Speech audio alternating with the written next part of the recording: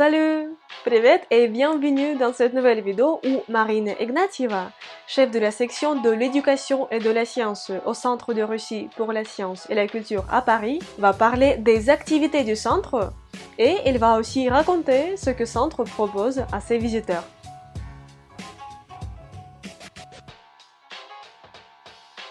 Merci de nous avoir invités à cette vidéo. Ça nous fait plaisir de parler de notre centre pour vous et bienvenue à tous et à toutes qui nous regardent.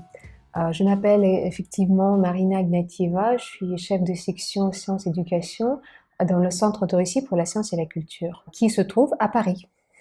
Marina, est-ce que vous pourriez nous parler, s'il vous plaît, des activités du centre? Qu'est-ce qu'on peut trouver ici? Avec plaisir.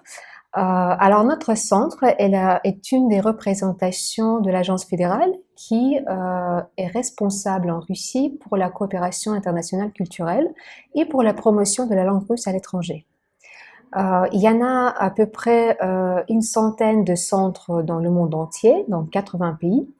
Donc vous pouvez, si vous n'êtes pas en France mais dans un autre pays, vous pouvez facilement trouver notre centre, notre représentation dans votre pays. Nous avons plein de programmes, nous avons une grande bibliothèque qui compte à peu près 20 000 livres en russe et en français, mais en français ce sont des livres des auteurs russes, surtout des classiques. On a des DVD, des CD avec des films pour ceux qui veulent apprendre le russe, pour ceux qui veulent trouver plus d'informations sur notre pays. On a aussi deux grandes salles d'exposition. On organise très souvent des expositions de peinture, des expositions historiques. On a une grande salle de concert. On essaye de présenter au public parisien, au public français, des chanteurs, des compositeurs, des musiciens russes. Puis aussi, on organise des conférences des chercheurs russes, des enseignants, des conférences sur toute discipline pour tous ceux qui veulent apprendre un peu plus sur notre pays, sur ce dont nous vivons, à quoi nous pensons.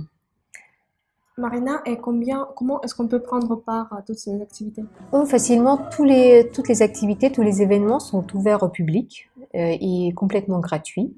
Donc vous pouvez venir, notre programme, le programme de nos événements est toujours sur notre Facebook. Donc suivez-nous sur Instagram ou Facebook, vous allez trouver toutes les informations sur les événements. Nous avons aussi un site internet, crsc.fr. Là, il y a toute l'information sur tout ce que nous faisons, nos cours de russe, nos événements, nos bourses, voilà, tous les programmes de formation que nous proposons. Puis même pour ceux qui habitent à côté, il y a sur notre bâtiment, il y a plein d'affiches qui sont exposées à tous ceux qui passent à côté et qui veulent savoir ce qui se passe dans ce centre. Dans la description de cette vidéo, je vais ajouter le lien vers le site internet du centre ainsi que vers la page Facebook du centre. Merci beaucoup Diana. Pour que vous puissiez facilement trouver tous les événements. Et ce centre, il existe depuis combien de temps? Eh ben, cette année, c'est notre anniversaire. Ça fait 25 ans que nous sommes à Paris. Même si on doit préciser quand même qu'avant le Centre de Russie pour la science et la culture, dans ce même bâtiment, il y avait la Société d'amitié France-URSS. Je pense qu'ils étaient là depuis les années 80. Donc ça fait un moment qu'on est là et qu'on propose à tous les Parisiens notre programmation. Merci beaucoup Marina. Je pense que ces informations seront très utiles pour toutes les personnes qui s'intéressent à la Russie et à la langue russe et qui sont en Île-de-France. J'espère bien. N'hésitez pas et venez au Centre de la Russie pour la science et la culture à Paris.